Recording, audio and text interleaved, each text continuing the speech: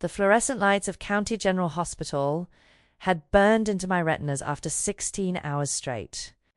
My scrubs smelled like antiseptic and sweat, and my feet screamed with every step across the parking lot. But I couldn't go home yet, not without Mia's medication. The 24-hour pharmacy sat on the corner like a beacon, its windows glowing against the 2 a.m. darkness. Inside, the air conditioning hit my overheated skin, making me shiver. I grabbed a basket, adding the inhaler to antibiotics I couldn't quite afford but couldn't live without. Mia's asthma had flared again, and Mrs. Park, my elderly babysitter, had texted 3 times about her wheezing. "Just hold on, baby. Mama's coming." I was reaching for the checkout counter when I heard it. Voices. Sharp. Angry. In a language I didn't understand but recognized as Italian. 3 men in dark clothes surrounded another man near the pharmacy counter. The surrounded man wore an expensive suit, even at this hour, charcoal grey that probably cost more than my monthly rent. His face was all sharp angles and controlled fury, dark hair swept back, jaw clenched. But it was his eyes that caught me. Cold. Calculating. Aware of every exit. "You think you can walk into our territory?" One of the men snarled in accented English. "Vitali thinks he owns this city?" The man in the suit didn't flinch. "I don't think." "I know." Metal glinted. "Guns." 3 of them pointed at the man who stood there like he was bored, not terrified. My nursing instinct screamed at me to run, to hide, to pretend I'd seen nothing. But the pharmacy tech was frozen behind the counter, her hand hovering near the phone. If shooting started, she'd die first. I didn't think. I just moved. A hand slammed down on the fire alarm near the feminine products aisle. The shrieking siren exploded through the small space. Sprinklers erupted from the ceiling, raining down cold water. The armed men jerked in surprise, and the man in the suit moved like liquid lightning. He disarmed the closest attacker with brutal efficiency, then bolted toward the emergency exit. But before he disappeared, his eyes found mine across the chaos. Blue-gray, intense, assessing, memorizing my face. Then he was gone. The gunman cursed, shouting into phones, debating pursuit. I grabbed my medication and ran to the counter, throwing cash at the tech. "Call 911, I whispered urgently. Then I was out the door, into my beat-up Honda, my heart hammering against my ribs. Stupid, Grace. So incredibly stupid. But I'd saved a life tonight. Maybe. Probably. That had to count for something. I drove home on autopilot, my scrubs soaked from the sprinklers, adrenaline making my hands shake on the wheel. My apartment building looked the same as always. Tired. Peeling paint. The 3rd-floor walk-up that made my legs burn after every shift. But something was wrong. The door to my apartment stood open. Just a crack. Not how I'd left it. "Mrs. Park?" I called, pushing inside. "Mia?" Mrs. Park lay on the couch, breathing but unconscious, a bruise blooming on her temple. The living room had been searched. Drawers opened. Cushions moved. "Mia!" I screamed, running to her bedroom. Empty. Her bed still made. Mr. Waddles, her stuffed penguin, lying abandoned on the floor. My daughter was gone. I stumbled back into the hallway, my vision tunneling, my breath coming in gasps. That's when I saw it through the window. A black SUV idling at the curb. Tinted windows. Engine running. Waiting. My phone buzzed. Unknown number. The text was simple. "Come downstairs. Alone. She's safe. For now." Sunlight woke me. Real sunlight, not the grey filter through my apartment's dirty windows. I jolted upright, disoriented by silk sheets, by the enormous room with floor-to-ceiling windows overlooking manicured gardens, by the fact that I wasn't in my apartment at all. Then I remembered. The pharmacy. The open door. Mia. Mia.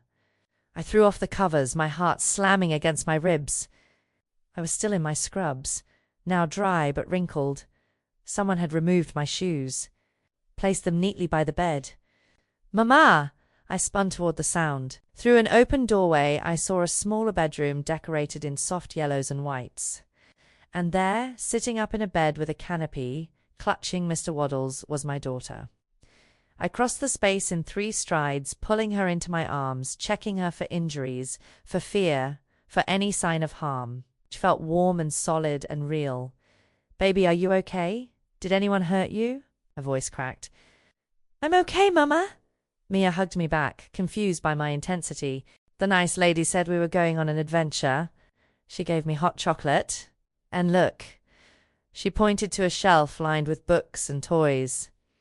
She said, "These are all mine." Ice flooded my veins.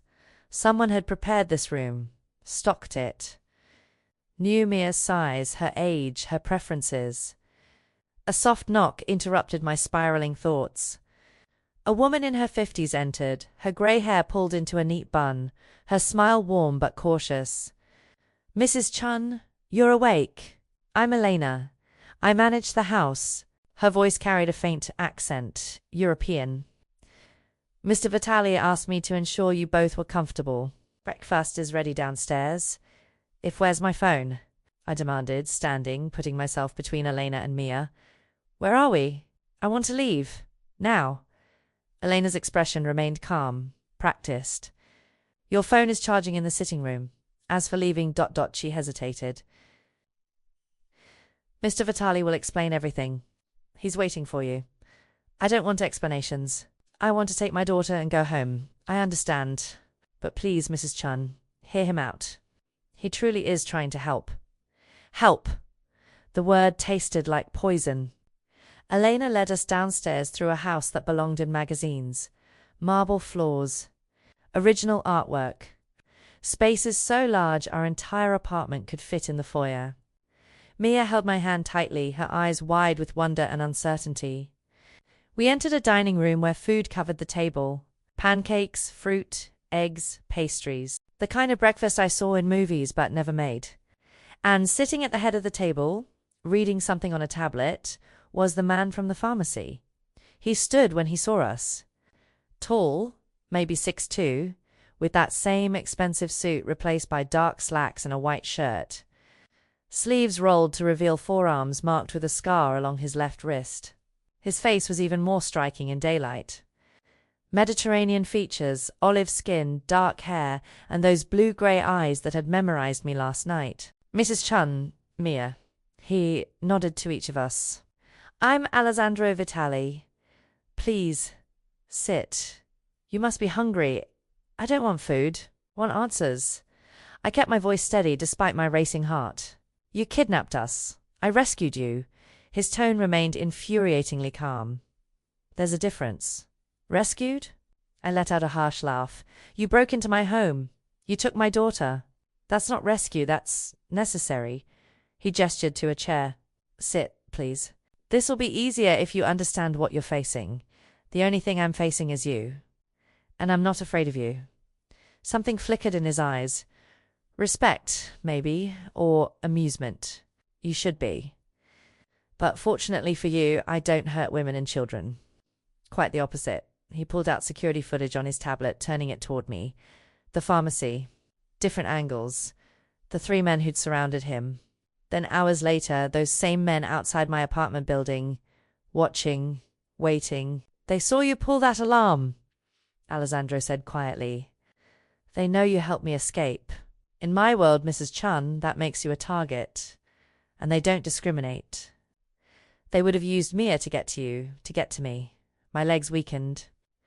I sank into the chair, Mia climbing into my lap. "So yes, I took you. Without permission, without explanation. Because if I'd waited for you to understand, you'd both be dead." He leaned forward, his gaze intense. "You saved my life last night. Now I'm saving yours. Whether you like it or not. For how long? Until the situation is resolved, and if I want to leave." His smile didn't reach his eyes. "Feel free to try." After breakfast, which Mia devoured while I sat frozen with fury and fear, Elena offered to show us around. "It helps to understand your environment," she said gently. "Makes it feel less like ... a prison," I finished. "A disruption," she corrected. The estate was massive. 20 rooms, Elena explained, leading us through corridors lined with art I didn't recognize but knew was expensive. There was a library with floor-to-ceiling books, a home theater, a gym that looked like it belonged in a luxury hotel. Outside, tennis courts, a pool with a waterfall feature, gardens that seemed to stretch forever, and guards. Always guards. At the gates, walking the perimeter, stationed near exits. Men in dark suits with earpieces who nodded respectfully at Elena, but watched me with professional assessment. "Can they stop me from leaving?" I asked quietly, while Mia ran ahead toward a fountain. Elena's silence was answer enough. We ended the tour at a playroom on the second floor. My breath caught when Elena opened the door. It was every child's dream. A dollhouse taller than Mia. Bookshelves organized by age and reading level. Art supplies. Dress-up clothes. A reading nook with pillows and fairy lights. And in the corner, a small table set for a tea party with stuffed animals already arranged. When did he? I couldn't finish the question. "Mr. Vitali is very thorough," Elena said. "He had this prepared within hours of deciding to bring you here." Mia squealed with delight, running to the dollhouse. I stood rooted, a cold realization settling over me. The clothes in Mia's closet upstairs, they'd been her exact size. The books were appropriate for her age. Even Mr. Waddles had a matching friend waiting on her bed. Alessandro Vitali had researched us, studied us, known everything about my daughter before he ever took her. How long has he been watching us? My voice came out hollow. Elena met my eyes with something like sympathy. "He's a careful man, Mrs. Chun, especially about who enters his life." That night, Elena insisted we join Alessandro for dinner. "He prefers to eat with company," she explained, which felt absurd given he'd kidnapped said company. The dining room felt cavernous with just the three of us.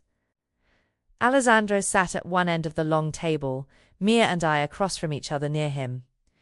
The food was Italian pasta with sauce that smelled like heaven, fresh bread, a salad with vegetables that actually had flavor. I expected awkwardness. Silence. But Mia, ever fearless, started talking. "Mr. Alessandro, do you have any kids?" I froze, fork halfway to my mouth. But Alessandro's expression didn't change. He simply set down his wineglass and gave Mia his full attention. "I did," he said quietly. "A son. His name was Luca. Where is he now?" "Mia," I started, but Alessandro raised a hand. "It's all right." He looked at my daughter with such gentleness it made my chest ache. "Luca is in heaven. He died 2 years ago." Mia processed this with 5-year-old solemnity. "My goldfish died last month. Mama said he's in heaven too. Do you think they're friends now?" Something cracked in Alessandro's controlled facade. His jaw tightened, and for just a moment, raw grief flickered across his features. "I think they might be," he managed. "Luca probably needed a friend," Mia continued, oblivious to the emotional minefield she was navigating. "Heaven sounds lonely without friends.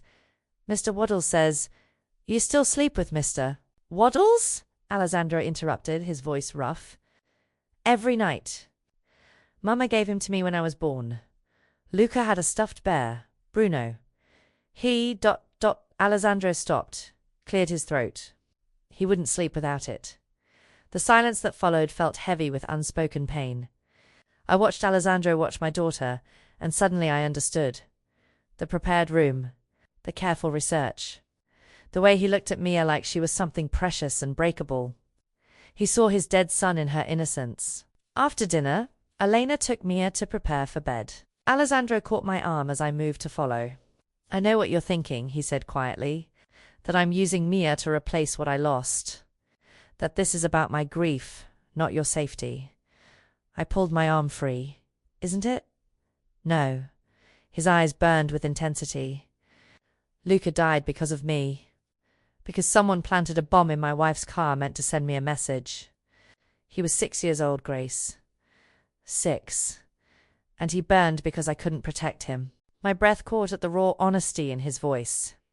"I won't let that happen again," Alessandro continued. "Not to another child. Not to Mia. Those men outside your apartment would have used her to hurt you. To hurt me. I've seen what they do to children. I've buried the evidence." His hand came up, stopping just short of touching my face. So yes, seeing Mia reminds me of what I lost. But that's exactly why I'll die before I let anyone harm her. Do you understand? I did. God help me. I did. And that terrified me more than anything else. 5 days passed like a fever dream. I stopped counting hours and started measuring time differently. Mia's laughter in the pool. The way she ran to Alessandro at dinner to show him drawings. How she'd started calling him Mr. Sandro with easy affection that made my stomach twist. She was thriving. That was the worst part. Her cheeks had color I hadn't seen in months. She ate 3 full meals a day without me worrying about the grocery budget. Her asthma hadn't flared once since we arrived. At night she fell asleep easily in that canopy bed. Mr. Waddles tucked under her chin, completely unaware that we were prisoners in a gilded cage. I should have been relieved. Instead, guilt ate at me like acid. What kind of mother was I that my daughter was happier here than in the life I'd built for her? On the 6th morning, I awoke before dawn, my chest tight with panic I couldn't name. I pulled on a robe Elena had left in the closet. Silk, of course. Everything here was silk or cashmere or materials I'd only ever touched while folding laundry at the hospital and slipped outside. The garden was silent except for the fountain's gentle burble. Dawn painted the sky in shades of gold and pink.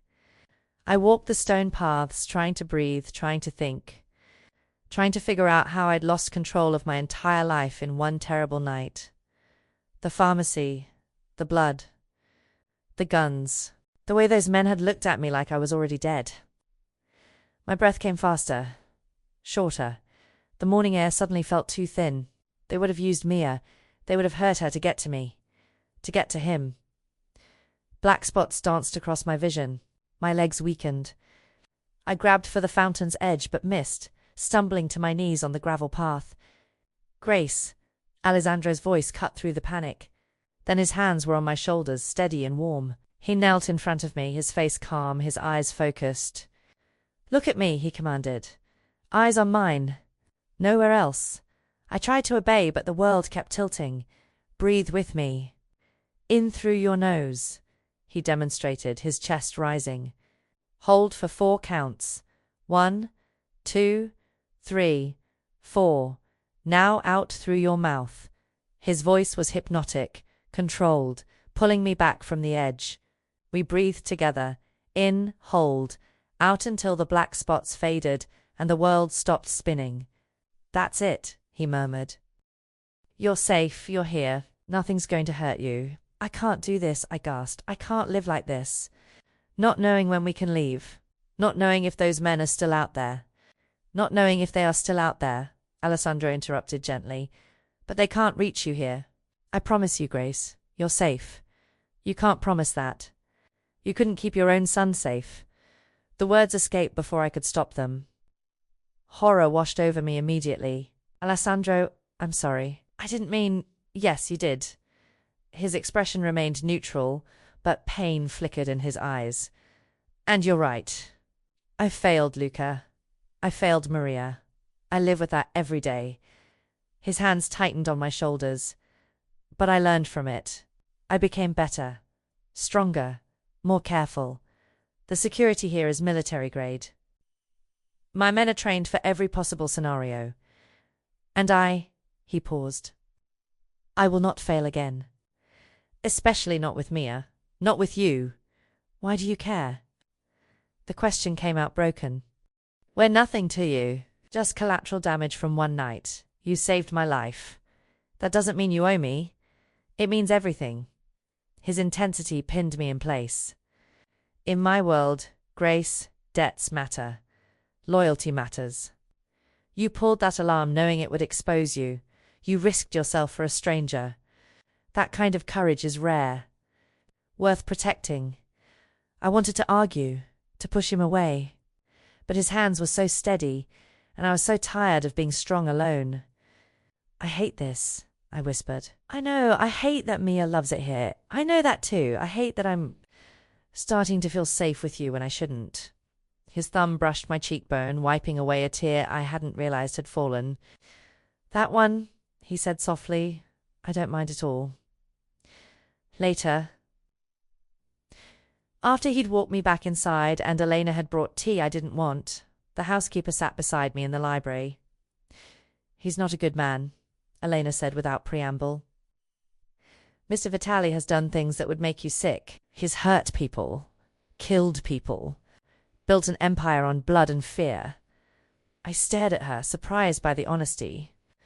"But," she continued, "he's good to the people he protects, loyal to those he claims as his.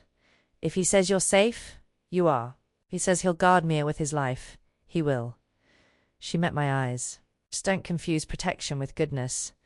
And don't mistake his care for you as anything less than dangerous." "What does that mean?" Elena smiled sadly. "It means he's already decided you belong to him.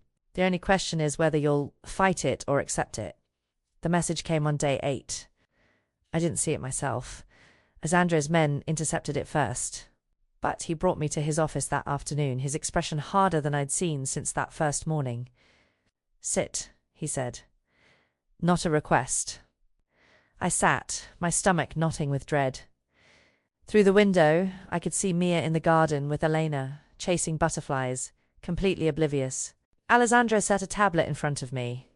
Security footage filled the screen. My apartment building. The timestamp read 2 nights ago. 3 men approached the entrance. The same men from the pharmacy. They spoke to Mr. Kim, the superintendent, who shook his head. They offered him money. He refused. Then one of them showed him something on a phone, and Mr. Kim's face went white. He opened the door. "What did they show him?" My voice came out barely above a whisper. "A photo of his granddaughter. At her school." Alessandro's jaw tightened. "They visited your apartment. Searched it thoroughly. Took your laptop, some photos, Mia's medical records from your filing cabinet. Ice flooded my veins. Why would they want to know everything about you? To find leverage." He swiped to the next image, a note photographed and sent to his people. The words were in Italian, but Alessandro translated. "We know about the girl. We know about the nurse. Tell Vitali, debts get paid, one way or another." I couldn't breathe.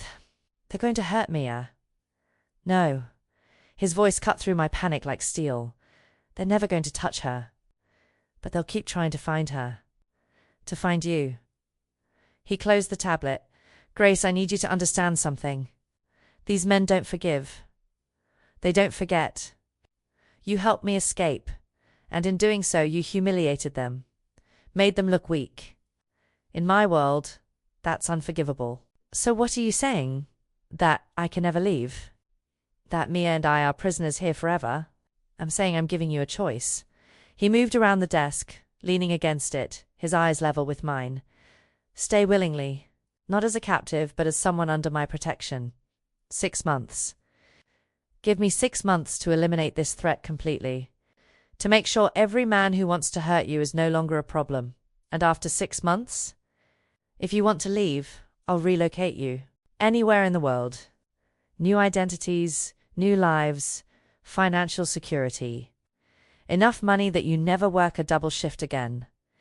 That Mia gets the best schools, the best doctors, everything she needs." He paused.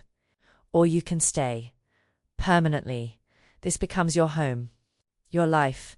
My protection becomes permanent."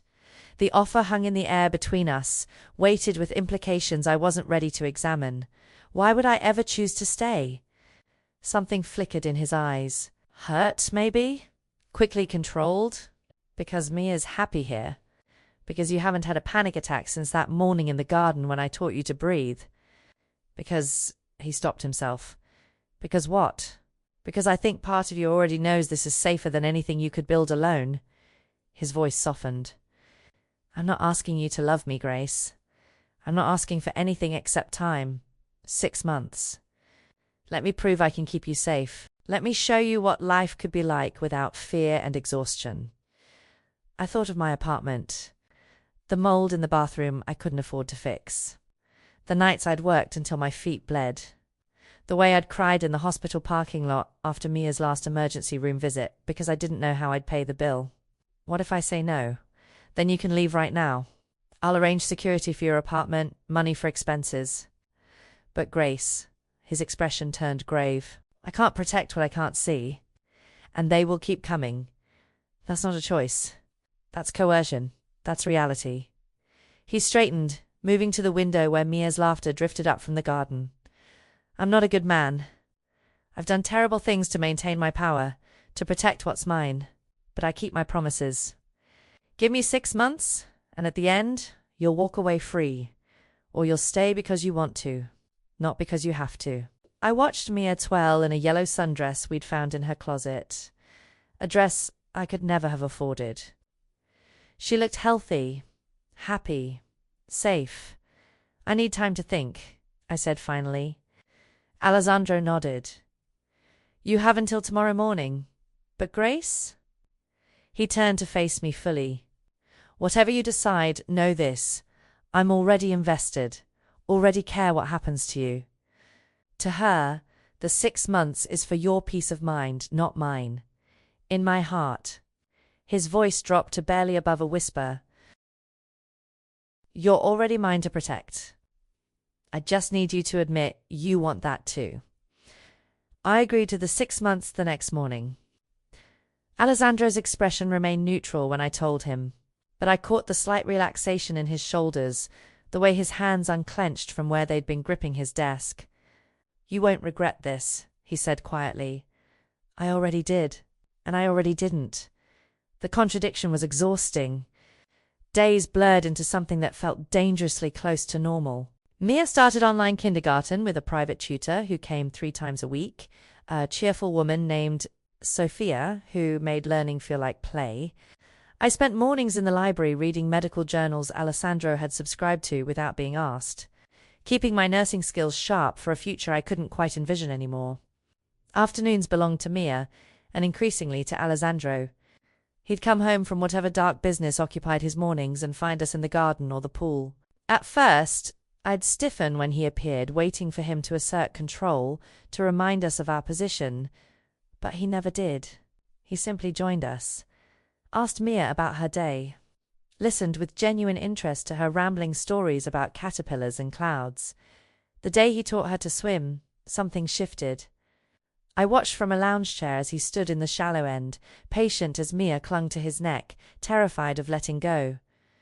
I've got you, Pecola, he murmured. I won't let you sink. You trust me? Mia nodded, her small arms wrapped around him like he was the only solid thing in the world. Good. Now kick your legs. Just like that. Perfect. The tenderness in his voice made my throat tight. This dangerous man, this criminal, who'd built an empire on violence, held my daughter like she was made of glass and starlight. When Mia finally floated on her own, her delighted squeal echoed across the estate. Alessandro's smile, genuine, unguarded, transformed his entire face. For just a moment, he looked young, almost carefree. Mama, did you see I'm swimming?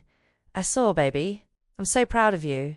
Alessandro's eyes found mine across the water, and the intensity there stole my breath. Not possession, not control, just quiet satisfaction, as if Mia's happiness was his own. That night, after Mia was asleep, I couldn't settle. I wandered downstairs, drawn by a sound I couldn't place. Music. Soft and haunting. I found Alessandro in Mia's doorway, his shoulder against the frame, singing in Italian. A lullaby, I realized. His voice was low, rough with emotion, and the melody wrapped around my heart like a gentle hand. He didn't notice me watching, didn't see me witness this private moment of grief and tenderness. As he sang to my sleeping daughter, the same song he'd probably sung to his lost son. When the last note faded, I whispered, "That was beautiful." He turned sharply, and for a moment his mask slipped. Raw vulnerability flickered across his features before he controlled it. My mother used to sing it. Then I sang it to Luca. He was lucky to have you. He's dead because of me. He was loved because of you. There's a difference. Something changed in the air between us. Alessandro moved closer, and I didn't step back. We stood in the hallway, the house silent around us, and I felt the walls I'd built crumbling. "Come have a drink with me," he said softly. "Please." The terrace was warm despite the late hour, lit by soft lights strung through the pergola. Alessandro poured wine-red Italian, probably worth more than I wanted to know. We sat in comfortable chairs, the night air carrying the scent of jasmine. "Tell me about Mia's father," he said after a long silence. I took a drink, letting the wine warm my throat. Nothing to tell. We were together 6 months. I got pregnant. He wanted me to terminate. I refused. He left. I shrugged like it didn't matter, like it hadn't broken something in me. Haven't heard from him since. He's a fool. He's honest. Not everyone wants to be a parent. And you? Did you want it? I thought about those early days, the fear, the loneliness, the overwhelming responsibility. I wanted her, even when I was terrified, even when I didn't know how I'd survive. She was mine, is mine, and I'd do anything to keep her safe. I know. His voice was soft. I see it every day. The way you watch her, the way you'd fight God himself if he'd threatened her. He leaned forward. You're a remarkable mother, Grace. The compliment hit harder than it should have. I'm just doing my best. Your best is extraordinary. The air charged between us. His hand moved, fingers brushing my wrist where it rested on the chair arm. Just a touch. Barely contact, but electricity shot through me. "Alessandro, I want to kiss you," he interrupted, his voice rough. "I've wanted to since that morning in the garden when you looked at me like I was the only thing keeping you tethered to earth. My heart hammered. You can't." "I know." But he leaned closer anyway, his breath warm against my cheek. "Tell me to stop. I should have." Every rational thought screamed at me to pull away. But his eyes held mine with devastating intensity, and I realized with startling clarity I didn't feel trapped anymore. His lips were a breath from mine when he stopped, pulled back, stood abruptly. "Not like this," he said, his voice strained. "Not while part of you still feels you're here against your will." He left me on the terrace, my heart racing, my skin burning where he'd almost touched me. And I knew, with terrifying certainty, that I wanted him to come back. I woke to voices, low and urgent, coming from Alessandro's office down the hall. The clock read 3:47 a.m. Mia slept peacefully beside me. She'd had a nightmare and crawled into my bed an hour ago. Carefully, I slipped out from under the covers and moved to the door. I shouldn't eavesdrop, I knew that. But something in the tone made my stomach knot with dread. "Confirm the location," a man's voice said. "Marco, Alessandro's second-in-command. The warehouse on 5th Street. All 3 targets will be there tomorrow night." "Security?" Alessandro's voice was cold, businesslike, the voice of someone planning violence. "Minimal. They're not expecting retaliation. They think you're too invested in protecting the woman and child to act. Then they're fools." A pause. "We move at midnight. Full team. No survivors. No survivors."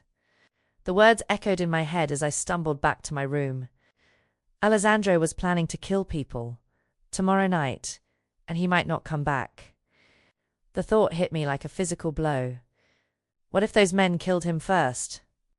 What if Mia woke up calling for Papa Sandro and he was just gone, like Luca, like her real father who'd walked away without looking back? I couldn't breathe, couldn't think past the terror flooding my system. By morning, I'd worked myself into a barely controlled panic. Alessandro came to breakfast as usual, kissed the top of Mia's head as usual, asked about her plans for the day as usual. Like he wasn't planning to walk into a warehouse full of armed men in less than 24 hours. "Can I talk to you?" My voice came out too sharp. "Alone." His eyes assessed me carefully. "Of course. Elena, would you—" "I'll take Mia to the playroom," Elena said smoothly, already guiding my daughter away. The moment we were alone, I turned on him. "You're planning something. Don't lie to me." Alessandro's expression didn't change. "I'm always planning something, Grace." "You'll need to be more specific." "The warehouse. 5th Street. Midnight tomorrow." I watched his jaw tighten. "I heard you and Marco. You were eavesdropping. You were planning murder." I was planning to eliminate a threat. He stood, moving toward me with predatory grace. Those men want to hurt you, to take Mia, to use both of you to destroy me. Did you expect me to send them a sternly worded letter? I expected you not to get yourself killed. The words burst out before I could stop them. What happens to us if you don't come back? If they won't. You don't know that? You can't promise. I've survived 2 decades in this world, Grace. I know how to handle. Your wife and son didn't survive, I shouted. They died because of your world, because of who you are, what you do. And now you're walking into another trap and expecting me to just... Enough. His voice was dangerously quiet. You don't get to throw my family's death in my face. I don't get to care if you live or die. Is that what you were going to say? Tears burned my eyes, fury and fear tangling until I couldn't separate them. You've spent 3 weeks making Mia love you, making us depend on you. And now you're going to get yourself killed and leave us. He moved so fast I didn't see it coming. His hands cupped my face, his eyes blazing. You don't get to care if I live or die. You're only here because I forced you, because I gave you no choice. You shouldn't. I kissed him. Desperate. Furious. Terrified. I grabbed his shirt and pulled him down and pressed my mouth to his like I could somehow keep him alive through sheer force of will. For one shocked moment, he froze. Then his control shattered. His arms wrapped around me, lifting me against him as he kissed me back with weeks of restrained hunger. It wasn't gentle. It was need and fear and something darker, more consuming. His hands tangled in my hair, angling my head for deeper access, and I felt myself drowning in sensation. Grace, he breathed against my mouth. We shouldn't. Shut up. I kissed him again, harder. Just shut up, and he lifted me, my legs wrapping around his waist instinctively. His bedroom door slammed shut behind us. We fell onto his bed in a tangle of limbs and desperate hands and kisses that tasted like goodbye. And please don't leave, and I can't lose you too. His touch was reverent despite the urgency, gentle despite the hunger. And when he finally claimed me completely, his eyes held mine with devastating intensity. I'm falling in love with you, he whispered against my neck, his voice wrecked. I know I shouldn't. I know it's wrong. But I am, Grace. God help me. I am. Afterward, wrapped in his sheets with his heartbeat steady under my ear, I felt tears slide down my cheeks. Don't cry, he murmured, his fingers stroking my hair. I'm coming back. I promise. You can't promise that. Yes, I can. Because now I have something worth surviving for. He tilted my face up, his thumb wiping my tears. You and Mia, my second chance. I'm not losing that. Not losing you! But as I drifted to sleep in his arms, one terrifying thought echoed through my mind. In a world built on violence, could love really be enough to keep us all alive? The call came at 1:43 a.m. Not Alessandro's voice, but Marco's, tight with controlled urgency. Mrs. Chun, we're bringing him home. He's hurt. Not critical, but he needs medical attention before we risk a hospital. The line went dead before I could respond. I was already moving, pulling on clothes, my nurse training kicking in before fear could paralyze me. I met them at the service entrance, 4 men carrying Alessandro between them, his white shirt soaked through with blood. Dining room table, I commanded, my voice steady despite my racing heart. Elena, I need clean towels, hot water, my medical bag from the bathroom cabinet. Marco, how long ago was he shot? 23 minutes. Marco's face was grim, through and through. Right shoulder. He's lost blood, but I can assess that myself. Move. They laid him on the table, and I cut away his shirt with kitchen scissors. The wound was ugly, but clean. Marco was right. The bullet had passed through the muscle without hitting bone or major arteries. Alessandro's eyes were open, focused on my face with an intensity that made my hands shake. Don't look at me like that, I muttered, cleaning the wound with steady efficiency. Save your strength. Like what? His voice was rough with pain. Like you're memorizing me. Like you think I swallowed hard. This is going to hurt. I irrigated the wound and his jaw clenched, but he didn't make a sound. I'd treated hundreds of injuries during my nursing career, but my hands had never trembled like this. Not when the patient was someone I know. I couldn't finish that thought. Mama! Horror flooded through me. I turned to see Mia in the doorway, Elena reaching for her too late. My daughter's eyes were huge, fixed on Alessandro's blood-soaked form on our dining room table. "Papa Sandro?" Her voice broke. "Is he dying? Like my goldfish? Like Luca?" Alessandro's expression transformed. Despite the pain, despite the blood, he reached out his good hand toward her. "No, Piccola, I'm not dying. I just got a little hurt, but your mama is fixing me. See, she's very good at this. There's so much blood." Tears streamed down Mia's face. "Come here." His voice was gentle but firm. "Let me show you something." Elena started to protest, but I nodded. Mia needed to see he was alive, needed the fear to leave her eyes. She crept closer, and Alessandro took her small hand, pressing it against his chest where his heart beat strong and steady. "Feel that? That's my heart. Still working perfectly. I'm not going anywhere, Mia, I promise. But Luca, I wasn't there to protect Luca." His voice cracked. "But I'm here now, and I'm staying. For you, for your mama, nothing is taking me away from you. Do you understand?" Mia nodded, hiccuping through tears. Elena gently led her away as I finished stitching and bandaging, my professional mask firmly in place even as my world tilted on its axis. The private doctor arrived within the hour, checked my work, administered antibiotics and pain medication. "Excellent field care," he said approvingly. "He'll recover fully." By dawn, Alessandro was installed in his bedroom, awake but groggy from medication. I sat in the chair beside his bed, exhausted and numb. "Grace." His voice pulled me from my thoughts. "Come here." I moved to perch on the edge of the bed. His good hand found mine, fingers interlacing. "The threat is eliminated," he said quietly. "All 3 men. Their operation dismantled. You and Mia are safe now. Truly safe." Relief should have flooded through me. Instead, I felt hollow. "I need to tell you something," Alessandro continued, his eyes serious despite the pain medication. "And I need you to really hear me." He squeezed my hand. "You can leave. Right now. Today. I'll arrange everything. Relocation, money, new identities. You'll never have to see violence again. Never have to watch me come home bleeding. Alessandro, let me finish." His thumb traced patterns on my wrist. "Or you can stay. Be part of this life. My life. But if you stay, you need to understand what that means. This won't be the last time I come home hurt. It won't be the last time Mia sees blood. This is my world, Grace. Violence, danger, blood. I can't change that. I won't lie and say I can." My throat tightened. "Why are you doing this?" "'Cause I love you." The words fell between us, simple and devastating. And love means giving you choice. Real choice. Not fear or obligation or gratitude. His eyes burned into mine. "If you stay, stay because you want this. Want me, want us. Not because you're afraid of what's out there or because Mia's attached or because you think you owe me. And if I leave," pain flickered across his features, "then I'll let you go. I'll protect you from a distance.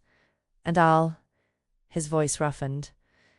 "I'll remember these weeks as the best I've had since I lost my family." The choice hung between us, weighted with everything unsaid. Freedom or danger. Safety or love. The life I'd planned or the one I'd never imagined wanting. "I need time," I whispered. "Take all the time you need." He brought my hand to his lips. "But Grace?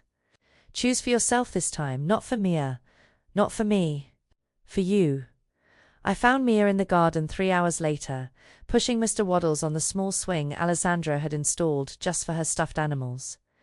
The morning sun caught her hair, turning it golden, and my heart clenched at how much she'd grown in these weeks. "Baby, can we talk?" She nodded, patting the grass beside her. I sat, pulling her into my lap, breathing in her strawberry shampoo scent. "Mama has to make a big decision," I said carefully. "And I need to know how you feel about something. Is Papa Sandro okay?" Her voice was small, worried. "He's going to be fine. But that's what I need to talk to you about." I took a breath.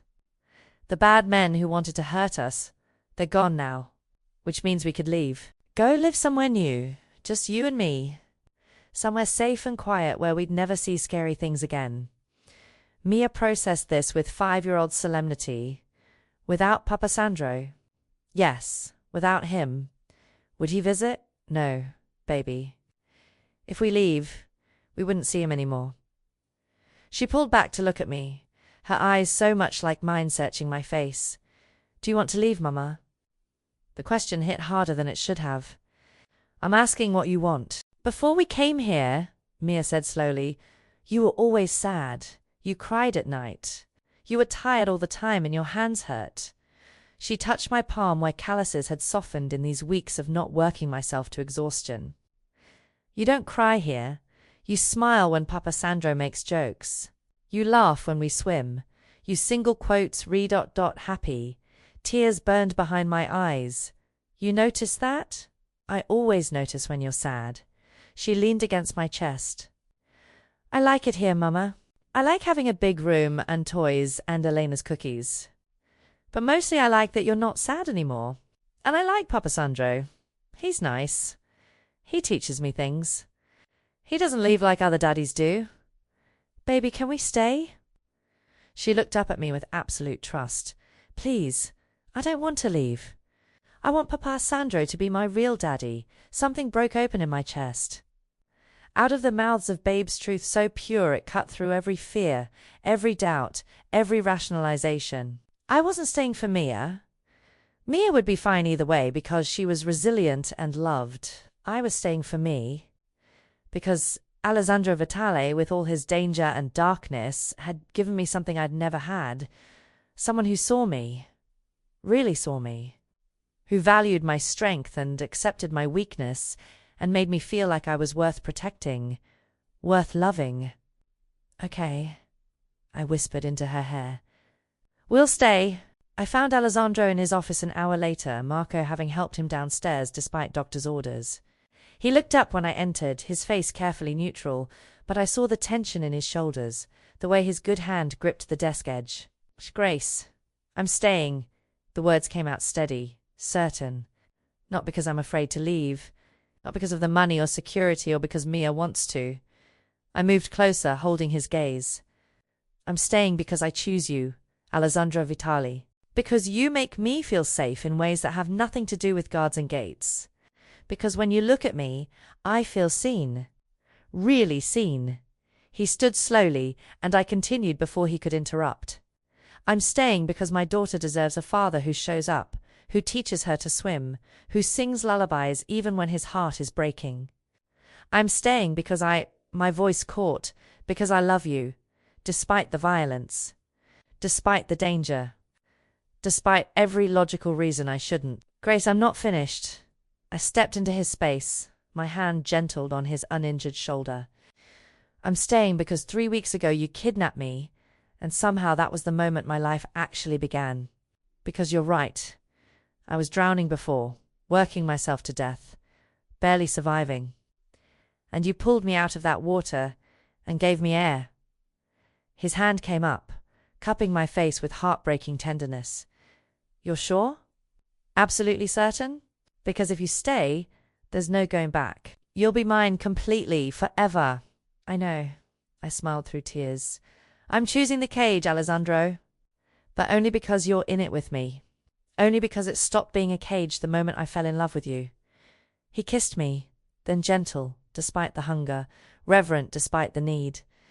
When we broke apart, his forehead rested against mine. I'll spend the rest of my life proving you made the right choice, he whispered. I'll protect you, cherish you, love you with everything I am. You and me, you're my family now, my heart, and I will defend that with my life. Always. I know you will. I kissed him again, softer. That's why I'm staying. Marco appeared in the doorway, cleared his throat. Sir, the lawyers are ready when you... He stopped, seeing us. A smile ghosted across his usually stern features. Congratulations! Alessandro's arm wrapped around my waist, pulling me close. Thank you, Marco. Tell the lawyers to draw up the papers. All of them. After Marco left, I looked up at Alessandro. What papers? His smile was tender and possessive at once. The ones that make this official. That make you and Mia legally mine to protect. That ensure, if anything happens to me, you're both secure forever. He brushed hair from my face. I told you, Grace, if you stayed, you'd be mine completely. I meant it. I'm not afraid anymore, I realized. I should be. But I'm not. Good. He kissed my temple. Because you're home now. Finally, truly home. And standing in his arms, I knew he was right. 6 months later, I stood in front of a full-length mirror wearing a dress the color of champagne. Silk and lace, fitted perfectly, elegant without being ostentatious. Elena fussed with the hem while Mia spun in circles in her flower girl dress, pink with tiny crystals that caught the afternoon light. You look like a princess, Mama. Mia's smile was bright and uncomplicated, all traces of the scared, wheezing child from that first night erased by months of good food, security, and love. So do you, baby. I knelt carefully, adjusting the flower crown in her hair. Are you ready for this? To watch you marry Papa Sandro? She nodded enthusiastically. I've been ready forever. Forever. 6 months that felt like a lifetime and a heartbeat simultaneously. The wedding was small, just family and Alessandro's closest associates. We'd chosen the garden where he'd first taught Mia to swim, where I'd had my panic attack and he'd taught me to breathe, where we'd built something real from impossible beginnings. Marco walked me down the makeshift aisle, his usual stern expression softened. He's a better man because of you, he murmured. Thank you for choosing to stay.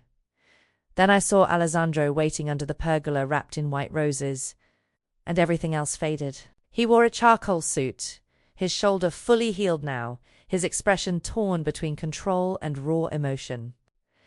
When our eyes met, he smiled. That real smile I'd learned to treasure, the one reserved only for Mia and me.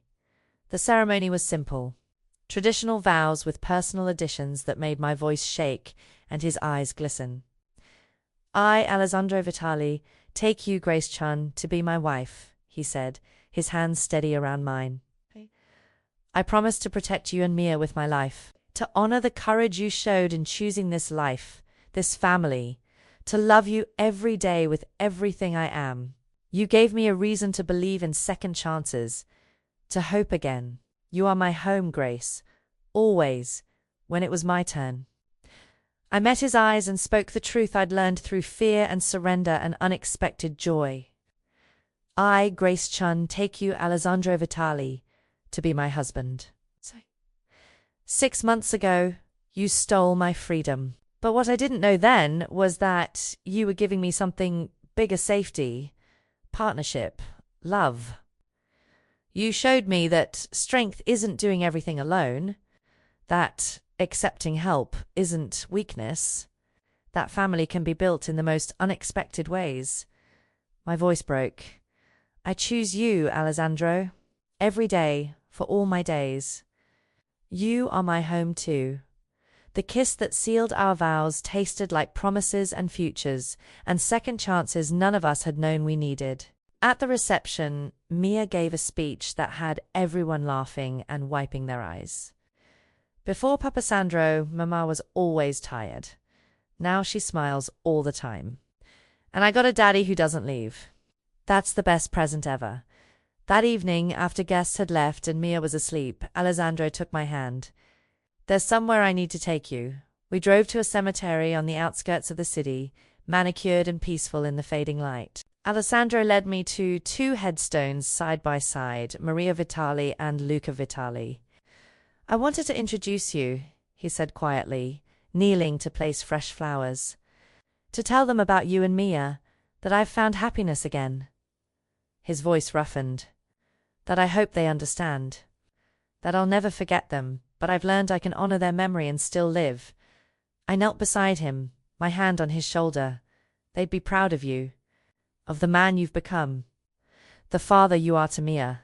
I hope so. He turned to me, cupping my face. Thank you, Grace, for seeing past the darkness. for trusting me with your daughter, with your heart, for choosing to stay when I gave you every reason to run. You gave me every reason to stay too. I kissed him softly. You just didn't realize it. Later, back at the estate that had become home, I checked on Mia before joining Alessandro in our bedroom. No longer his, but ours. She slept peacefully. Mr. Waddles tucked under her chin, a photo on her nightstand. The three of us at the pool, laughing, whole. Do you ever regret it? Alessandro asked as I slipped into bed beside him. Choosing this life? I thought about the question seriously. About the woman I'd been exhausted, alone, breaking under the weight of survival. About the woman I'd become loved, protected, part of something bigger than myself. No, I said honestly. I don't regret choosing you. I regret it took me so long to realize that sometimes the scariest choices lead to the most beautiful destinations. His arms wrapped around me, pulling me close. I love you, Mrs. Vitali. A name I'd never expected to carry. A life I'd never expected to carry. A life I'd never imagined wanting.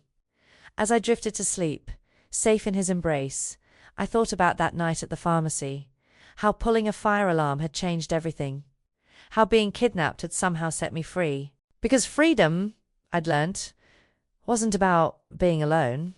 It was about choosing who you wanted beside you. And I'd chosen Alessandro Vitali, dangerous, protective, mine. We'd built a family from chaos, found love in captivity, discovered that sometimes the most beautiful cages are the ones we walk into willingly. And I'd walk into this one again. Every single time.